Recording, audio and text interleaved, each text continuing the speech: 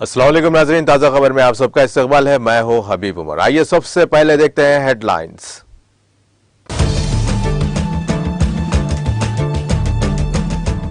Ukraine ने एक हफ्ते में 1000 मुरब्बा किलोमीटर का इलाका वापस हासिल कर लिया। यूक्रेन सदर व्लादिमीर ज़ेलेंस्की का दावा।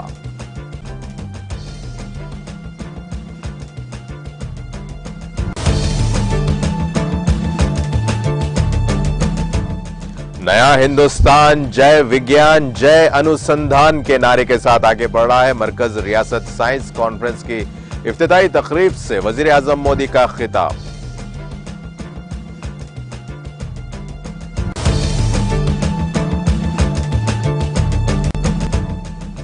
एसपी बीजेपी की खुफिया तालमेल से योगी हुकूमत बेलगाम। बीएसपी सरबराह मायावती का बयान।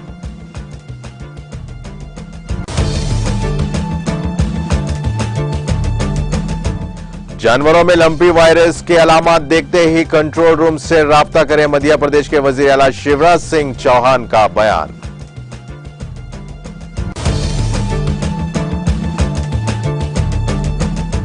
मरकज में बरसर इख्तिदार मोदी हुकूमत पर शदीद नुक्ताचीनी। रियासती वजीर केटीआर ने तेलंगाना के साथ इम्तियाजी सलूक करने का लगाया इल्जाम।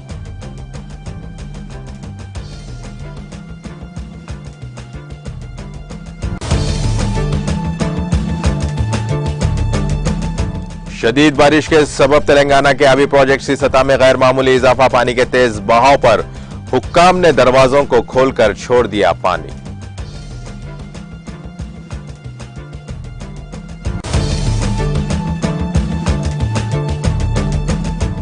तेलंगाना के मुख्तलिफ अजला में बारिश का सिलसिला जारी। मुख्तलिफ अजला में ऑरेंज अलर्ट और येलो अलर्ट किया गया जारी।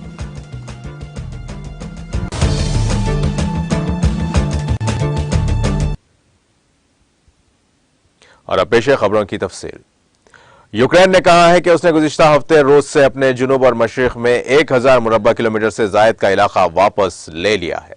सदर व्लादिमीर ज़ेलेंस्की ने कहा कि खार्किव के इलाके में 30 से जायद बस्तियों को आजाद कराया गया है। खार्किव के इलाके में रूस के आला ओहदेदार ने एतराफ किया कि यूक्रेनी फौज ने अहम फतह हासिल की है। बीबीसी की एक रिपोर्ट में कहा गया कि विटाली गेन चीफ ने रूसी टीवी को बताया कि यूक्रेनी बाशिंदों ने रूसी दिफाई लाइन को तोड़ दिया है।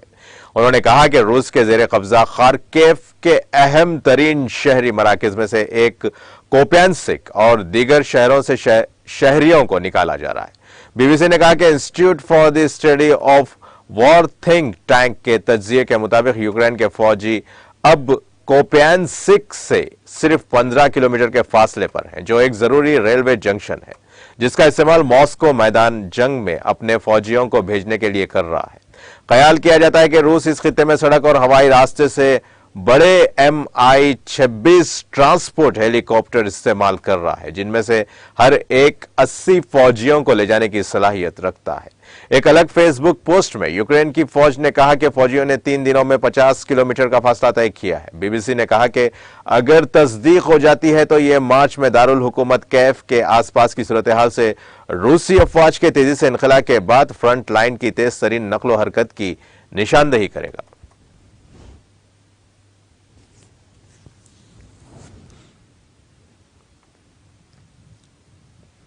श्रीलंका के सदर रानिल विक्रमासिंघे ने हुक्काम से कहा कि वो फौरी तौर पर उन सर्कुलर पर नजरसानी करें जो हिंदुस्तानी सरमायाकारी से मुताल्लिक तरक्याती मंसूबों के निफाज में रुकावट डालते हैं।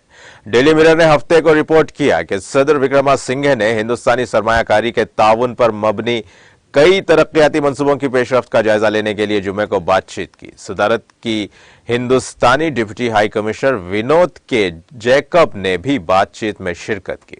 विक्रमासिंघे ने सेक्रेटरीज और सरकारी अहदेदारों से दरख्वास्त की कि वो हिंदुस्तानी सरमायाकारी के तहत श्रीलंका में कई प्रोजेक्ट्स की पेशरफ्त में हायल रुकावटों को दूर करने के लिए इक़दामात करें।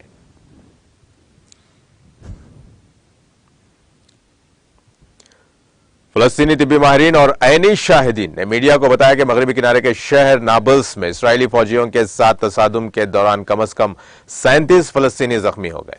फलस्तीनी हिलाल अहमर सोसाइटी ने एक बयान में कहा कि जख्मियों में से 3 को जिंदा गोला बारूद और 9 को रबर की गोलियां लगी, जबकि दीगर जुमा को इजरायली फौजियों की तरफ से फायर की गई आंसू गैस में सांस लेने से मुतासिर हुए फलस्तीनी ऐनी शाहिदीन ने बताया कि बस्ती मुखालिफ मुजाहिरीन और इजरायली फौजियों के दरमियान नाबल्स शहर के जुनूब और मशरिक में बेता और बेत दजान के गांवों और खखेलिया शहर के मशरिक में कुफ्र खुदूम गांव में शदीद तसादुम हुए।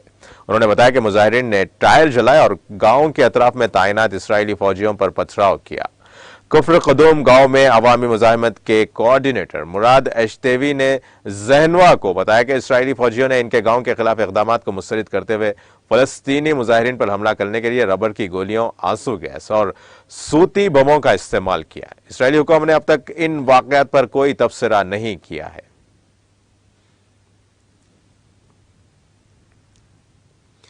डेनमार्क की मकबूल मलिका मार्गरेट दोयम अब यूरोप की सबसे तवील अरसे तक हुकूमत करने वाली बादशाह और बरतानिया की मलिका एलिजाबेथ दुवम के इंतकाल के बाद वाहिद मलिका हैं। तख्त पर अपने 50 सालों में डेनमार्क की बादशाहत को मुत्तहिद और जदीद बनाने के लिए मार्गरेट दुवम ने जुमेरात को बरतानिया की 7 दहाइयों की मलिका के इंतकाल के बाद इस वीकेंड की गोल्डन जुबली की तकरीबात को वापस ले लिया है। तख्त पर 50 साल और 7 माह की उम्र में वो अब अपनी तीसरी कजन मलिका एलिजाबेथ के इंतकाल के बाद यूरोप में सबसे तवील अरसे तक हुकूमत करने वाली बादशाह है। इनके बाद उनका पहला कजन स्वीडन के कार्ल 16वें गस्ताफ है, जो 48 साल से बादशाह हैं। मार्गरेट यूरोप की वाहिद मलिका भी हैं। हालांकि 4 ममालिक बेल्जियम, नेदरलैंड, स्पेन और स्वीडन में शहजादियां हैं। मार्गरेट दुवम जनवरी 1972 में अपने वालिद फ्रेडरिक 6 की मौत के बाद 31 साल की उम्र में तख्त पर बैठी, जो डेनमार्क में हुकूमत करने वाली और मलिका का ओहदा संभालने वाली पहली खातून बनी। उन्होंने मार्गरेट 1 की पहचान में अपने दौर को मार्गरेट 2 में तब्दील कर दिया है। मार्गरेट अपने 1375 और 1412 तक डेनमार्क पर हुकूमत की, लेकिन बाज़ाब्ता तौर पर कभी खिताब नहीं जीता। उनके दाखिले के वक्त सिर्फ 45% डेनिश बाशिंदे बादशाहत के हक में थे। ज्यादातर मानते थे कि जदीद जमहूरियत में इसकी कोई जगह नहीं है। ताहम अपने दौरे हुकूमत में मार्गरेट घपले से दूर रहने में कामयाब रही और इदारे को जदीद बनाने में मदद की। मिसाल के तौर पर अपने 2 बेटों को आम खवातीन से शादी करने की इजाजत दी। बैनुल अक़वामी मीडिया रिपोर्ट्स में कहा गया है कि आज डेनमार्क की बादशाहत दुनिया की मकबूल तरीन बादशाहत में से एक है, जिसे 80% से जायद डेनिश बाशिंदों की हिमायत हासिल है।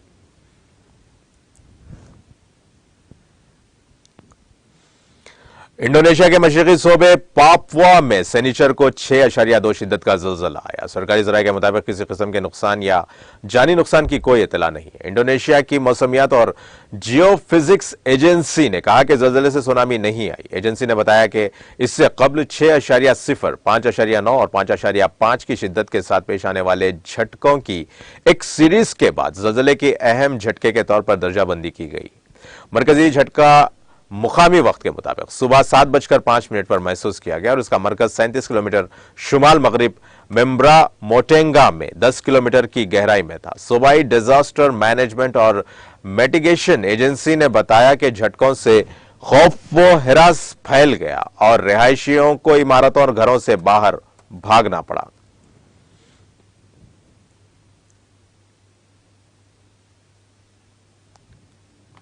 वज़ीर-ए-आज़म नरेंद्र मोदी ने अहमदाबाद के साइंस सिटी में हफ्ते को वीडियो कॉन्फ्रेंस के जरिए 2 रोजा मरकज रियासत साइंस कॉन्फ्रेंस का इफ्तिताह किया और कहा कि आज का नया हिंदुस्तान जय जवान, जय किसान, जय विज्ञान के साथ साथ जय अनुसंधान के नारे के साथ आगे बढ़ रहा है।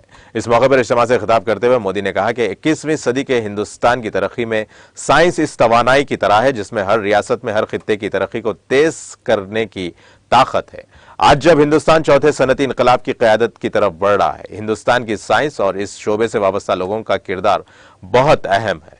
साइंस सॉल्यूशन की, एवोल्यूशन की और इनोवेशन की बुनियाद है। इसी तरगीब के साथ आज का हिंदुस्तान जय जवान, जय किसान, जय विज्ञान के साथ साथ जय अनुसंधान की पुकार के साथ आगे बढ़ रहा है। उन्होंने कहा कि अगर हम पिछली सदी की इब्तिदाई दहाइयों को याद करें तो मालूम होता है कि दुनिया में किस तरह तबाही और अलमिये का दौर चल रहा था, लेकिन इस दौर में भी ख्वाह मशरिक हो या मगरिब, हर जगह साइंसदान अपनी अजीम दरियाफ्तों में मसरूफ थे। मगरिब में Einstein, Fermi, Max Planck, Niels Bohr, Tesla जैसे साइंसदान अपने तजुर्बात से दुनिया को हैरान कर रहे थे। इसी वक्त सीवी रमन, जगदीश चंद्र बोस, सत्येंद्र नाथ बोस, मेघनाथ दसाहा, एस चंद्रशेखर समेत कई साइंसदान अपनी नई दरियाफ्तें मंजर आम पर ला रहे थे। वजीर आजम ने कहा कि जब हम अपने साइंसदानों की कामयाबी का जश्न मनाते हैं तो साइंस हमारे माशरे का हिस्सा बन जाती है, वो सकाफत का हिस्सा बन जाती है।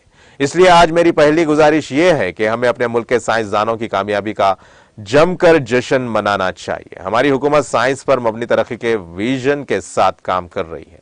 2014 से साइंस और टेक्नोलॉजी के शोबे में सरमायाकारी में खातिर ख्वाह इजाफा हुआ है। हुकूमत की कोशिशों की वजह से आज हिंदुस्तान ग्लोबल इनोवेशन इंडेक्स में 46वें नंबर पर है, जबकि 2015 में ये 81 नंबर पर था।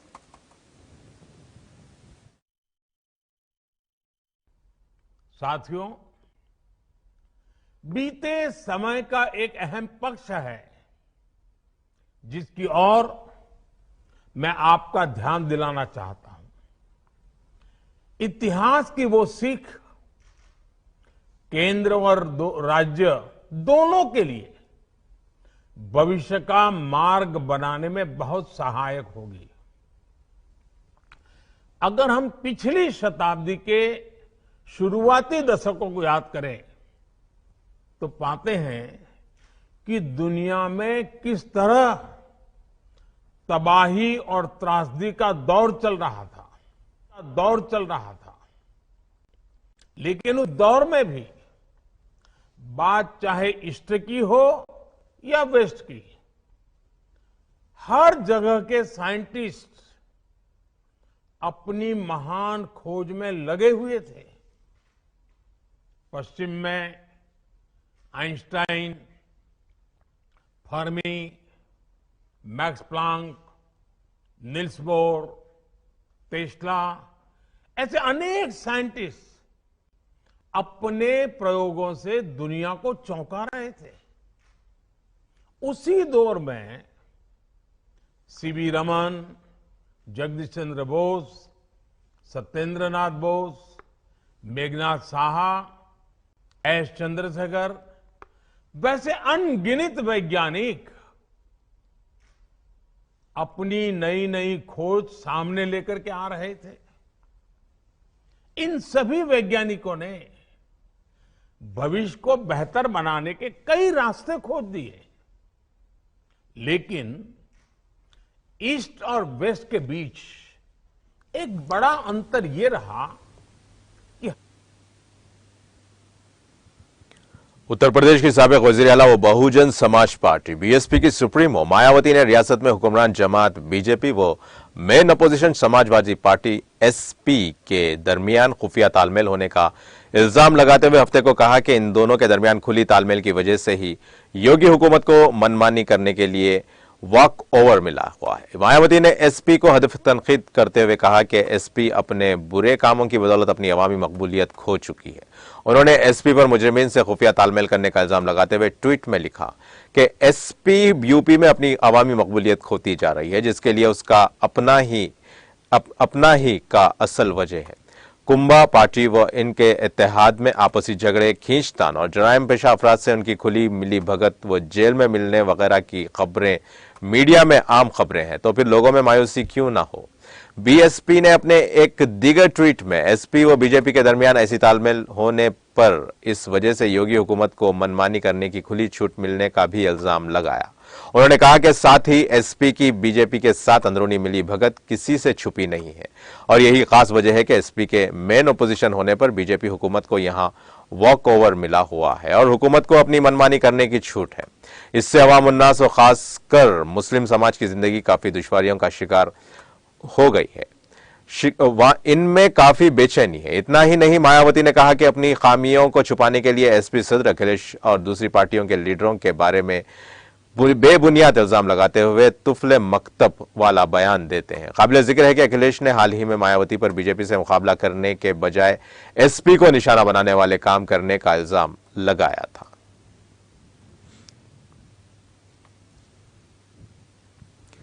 मध्य प्रदेश के वजीर आला शिवराज सिंह चौहान ने आज कहा कि जानवरों में लंपी वायरस के अलामात देखते ही कंट्रोल रूम से राब्ता करें। जराये से मिली इत्तला के मुताबिक चौहान ने कहा कि इस बीमारी पर काबू पाने के लिए जरूरी कदम उठाए जा रहे हैं। मवेशियों में वायरस के अलामात देखने पर फौरन ही जानवर को हॉस्पिटल या रियासती जानवरों की बीमारियों की लेबोरेटरी भोपाल में वाक़ कंट्रोल रूम के फोन नंबर 0755276783 पर राब्ता कर सकते हैं।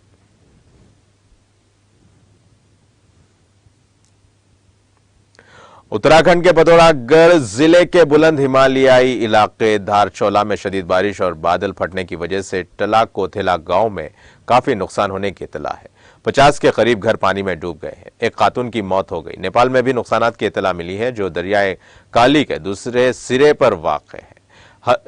पिथौरागढ़ पुलिस से मौसूला इत्तला के मुताबिक पिथौरागढ़ के ऊंचाई वाले इलाके बिलखुसूस धारचौला तहसील में शदीद बारिश और नेपाल के लासगो गधीरे में बादल फटने से हिंदुस्तान और नेपाल के दरमियान बहने वाली काली नदी के पानी की सतह अचानक बढ़ गई है, जिसकी वजह से काली नदी के किनारे वाक़े धारचौला कोथेला गांव पानी और मलबे की जद में आ गया। बताया जा रहा है कि गांव के तकरीबन 50 घर पानी में डूब गए हैं। गांव का निचला हिस्सा मुकम्मल तौर पर डूब गया।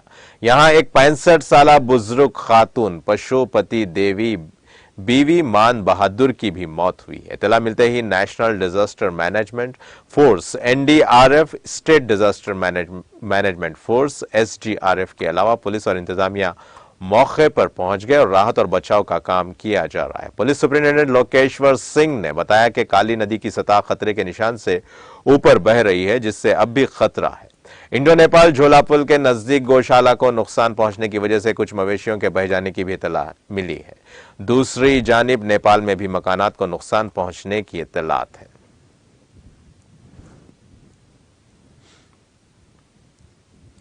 कोविड वैक्सीनेशन मुहिम के तहत पूरे मुल्क में 214.77 करोड़ से जायद कोविड वैक्सीन लगाई गई है। मरकजी वजारत सेहत और खानदानी बहबूद ने हफ्ते को यहां बताया कि हफ्ते की सुबह 7 बजे तक 2,14,07,55,021 वैक्सीन दी गई है। वजारत ने कहा कि गुज़िश्ता 24 घंटों में कोविड इन्फेक्शन के 5,554 नए मरीज सामने आए हैं। इसके साथ ही मुल्क में कोरोना के मरीजों की तादाद कम होकर 48,850 रह गई। यह मुतासरा केसेस का 0.11% है। यौमिया इन्फेक्शन की शरह 1.47% तक पहुंच गई है। वजारत ने कहा कि इसी मुद्दत में 6,322 लोगों को कोविड से ठीक हो गए। अब तक कोविड से कुल मिलाकर 4,39,13,294 मरीज सेहतयाब हो चुके हैं। बहाली की शरह 98.70% है। गुज़िश्ता 24 घंटों में मुल्क में 3,76,855 कोविड टेस्ट किए गए हैं। मुल्क में कुल मिलाकर 88,90,87,642 कोविड टेस्ट किए गए हैं।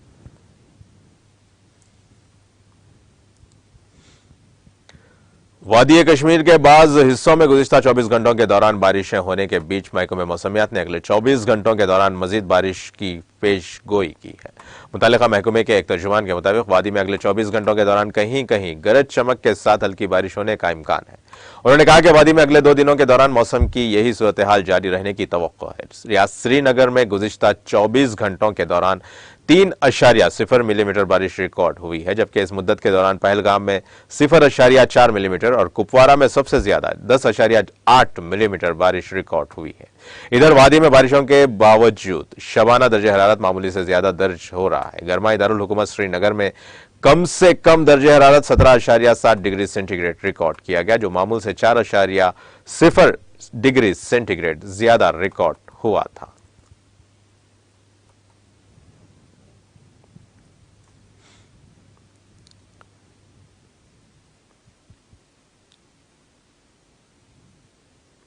तेलंगाना के वजीर इंफॉर्मेशन टेक्नोलॉजी तारक रामा राव ने मोदी ज़ेर क़यादत मरकजी हुकूमत पर शदीद नुक्ताचीनी करते हुए रियासत के साथ इम्तियाज का इल्जाम लगाया। सोशल मीडिया के अहम प्लेटफॉर्म ट्विटर पर सरगर्म तारक रामा राव ने सिलसिलेवार ट्वीट्स में मरकज को निशाना बनाया। उन्होंने कहा कि तुमने हमारे आपाशी प्रोजेक्ट्स को कौमी प्रोजेक्ट का दर्जा देने से इनकार किया है। इसके बावजूद हमने दुनिया से सबसे बड़े आबपाशी के प्रोजेक्ट कालेश्वरम की अपने तौर पर तकमील की। हम तुम्हारी मदद के बगैर भी तमाम दीगर जेर इल्तिवा आबपाशी के प्रोजेक्ट्स की तकमील करेंगे। उन्होंने एक और ट्वीट में कहा कि तुमने मिशन भागीरथी की मदद से इनकार किया, इसके बावजूद हम 100% मकानात को पीने का पानी फराहम करने वाली मुल्क की पहली रियासत बन गए। हम तेलंगाना है, हम मुश्किलात के खिलाफ किसी भी तरह लड़ाई करना जानते हैं और हम ख्वाब देखना और उसको पूरा करना भी जानते हैं।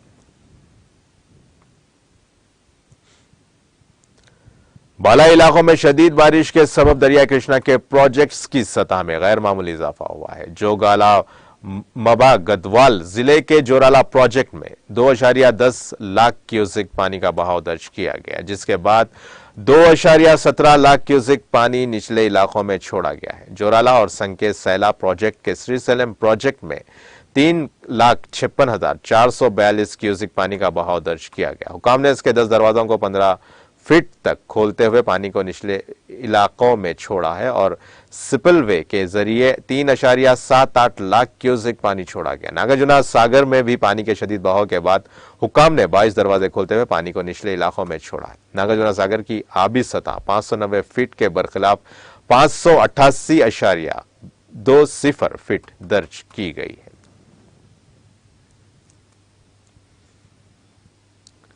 खलीज बंगाल में बने कम दबाव के जेर असर तेलंगाना बेशतर अजला में बारिश का सिलसिला जारी है। सबसे ज्यादा बारिश भदरदरी जिले के सीतारामापट्टनम में 22.2 सेंटीग्रेड, लक्ष्मी देवी पल्ली में 12.3 सेंटीमीटर, करीमनगर जिले के पोंचापल्ली में 14.4 सेंटीमीटर, महबूबाबाद जिले के गडोर में 12.5 सेंटीमीटर, जगतियाल जिले के तिरुमलापुर में 11 सेंटीमीटर बारिश हुई।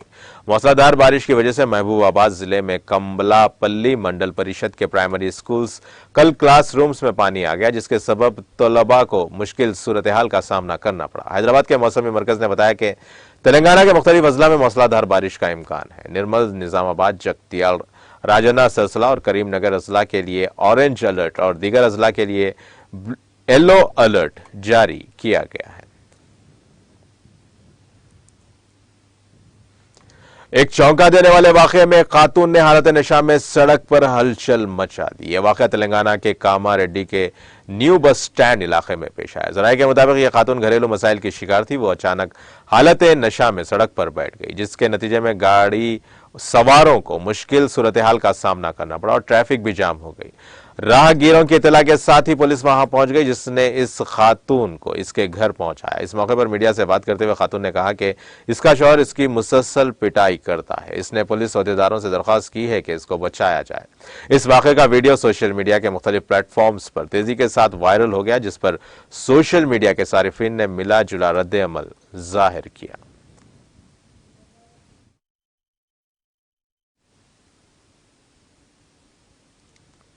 और अब आइए आखिर में डालते हैं हेडलाइंस पर एक और नजर।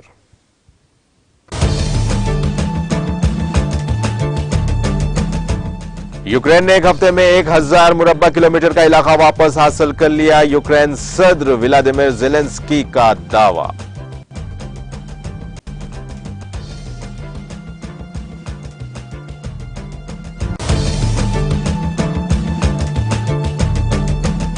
नया हिंदुस्तान जय विज्ञान जय अनुसंधान के नारे के साथ आगे बढ़ रहा है। मरकज रियासत साइंस कॉन्फ्रेंस की इफ्तिताई तकरीब से वजीर आजम मोदी का खिताब।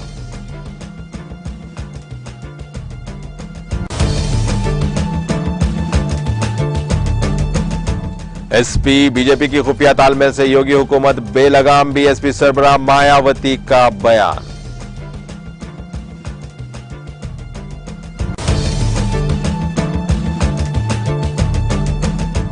जानवरों में लंपी वायरस के अलामात देखते ही कंट्रोल रूम से राब्ता करें, मध्य प्रदेश के वजीर आला शिवराज सिंह चौहान का बयान।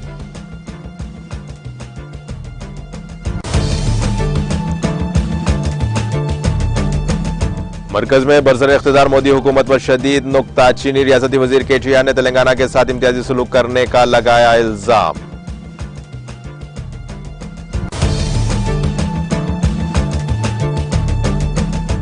शदीद बारिश के सबब तेलंगाना के आबी प्रोजेक्ट की सतह में गैर मामूली इजाफा। पानी के तेज बहाव पर हुक्काम ने दरवाजों को खोलकर छोड़ दिया पानी।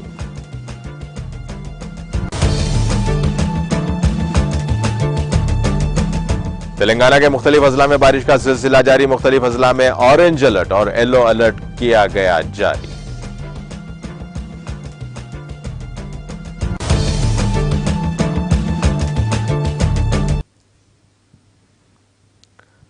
इसी के साथ ही ताज़ा खबर का सिलसिला यहीं खत्म होता है। ताज़ा खबरों के लिए देखते रहिए टीटीवी और अब मुझे दें इजाजत। अल्लाह हाफिज।